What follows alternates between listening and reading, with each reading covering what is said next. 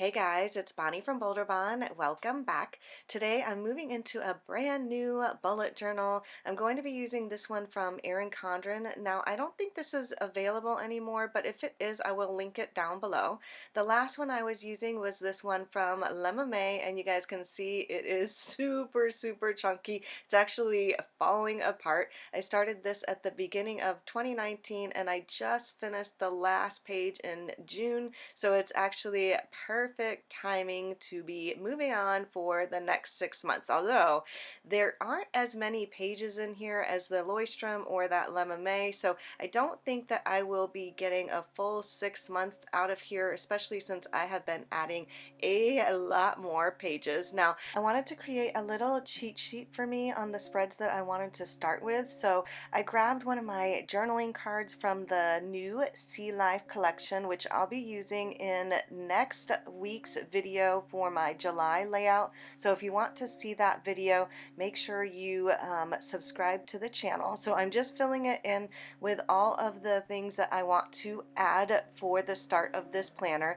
Now I grabbed some washi tape as well, just to make sure that it adheres, and then I'm just going to be like taping it together so that you can flip the card easily, and I'll be able to see all of the things that I want to add. So this layout is completely different than my last two journals. Usually I would add a cover page at the start of the journal, but that was because both of those started at the brand new year. So since this one is actually starting in the middle of the year, I thought I would just write my name on the right hand side and make a key on the left hand side. Now this is also the first time that I'm making an actual key, so this may evolve throughout the year because I plan on using this instead of my desk pad calendar, which essentially was a very long running to-do list of tasks that I wanted to accomplish for the week, also like doodles and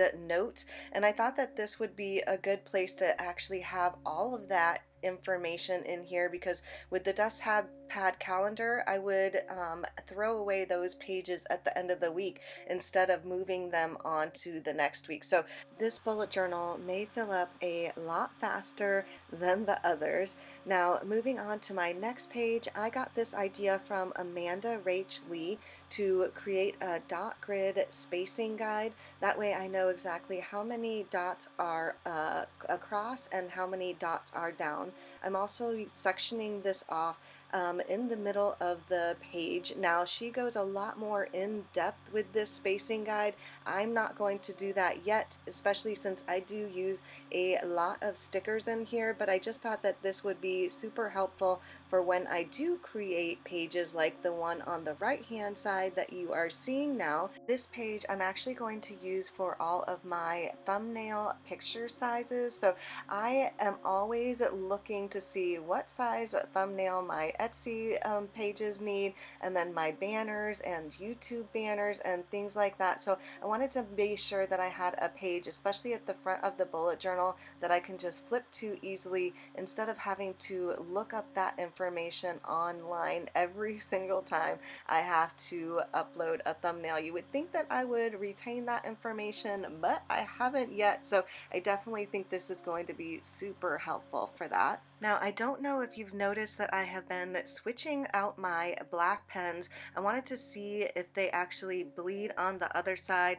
and how well they write with the Erin Condren paper. So I have been using the Arteza Fineliner .4 and then also the Micron 03. These are two of my favorite pens, so I wanted to make sure that I was going to be able to use them, and it looked like I am. Now the water pen that I have been using is from Arteza, and it's actually just a water-based ink pen. It's called Cloudy Gray. It's actually a blendable water pen. It does have a lot of ghosting and a little bit of bleeding on the other side, but I do have a very heavy hand, so I was double coating the gray that I have been using, so I do use it throughout the rest of this layout, and find that if I just make a light mark, then it does not bleed through to the other side.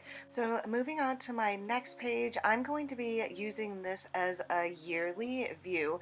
So like much like if you use the Erin Condren yearly view, I'm actually going to be boxing out 6 different section and doing kind of like a half year, I guess. So a half yearly view, since I'm not going to be putting in January through June, just July through December in here. So I'm just creating 3 boxes on the left and 3 on the right. Now, I'm not a big fan of the little flags that Erin Condren has in her notebook in the left and right hand corner.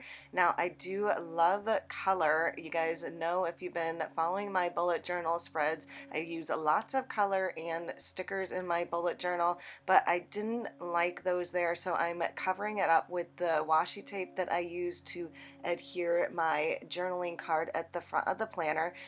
I'm also putting down all of my yearly view boxes.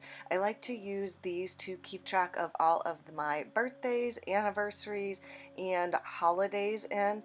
So I just grabbed my little sticker book and putting down all of the birthday stickers. I decided to just go with one little sticker, that way it is like cohesive all the way around. And then I'm just filling it in with all of that information that I'm transferring over from my old bullet journal and putting in all of the holidays. Now I keep the middle section open, that way if anything else comes up, anniversaries, new babies like my niece is having at the end of the year, so I will have space for all of those new things. So moving on to my next page, I'm going to be using this for my goals. So I'm going to be transferring goals that I made at the beginning of the year and also creating some new goals. So I'm just drawing like little post-it type notes, almost like vintage looking. And then I'm going to also put goals for my Instagram and for my YouTube.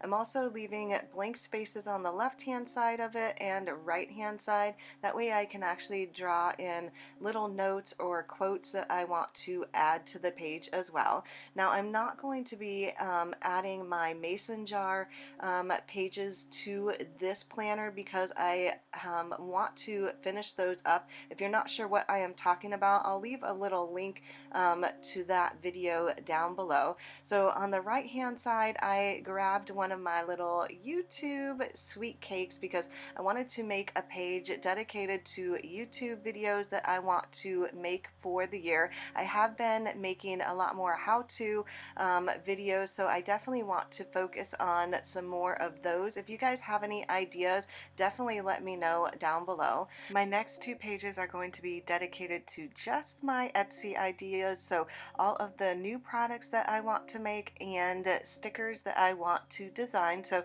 again, if you have any suggestions, definitely let me know down below. Since this is a blank slate, I would love to hear what you guys want to see from the shop coming soon. So that is a look at my new bullet journal setup. So here is the final flip through. I hope you guys enjoyed seeing my process. I absolutely love how it turned out, and I cannot wait to start filling this guy up. Next week I will be doing July's bullet journal setup, so if you guys want to see that video, it will be the Sea Live Beauty. So I hope you guys enjoyed this video. If you did, don't forget to give this video a thumbs up and subscribe if you haven't already. Thanks again for watching, everyone, and I'll see you in my next video. Bye!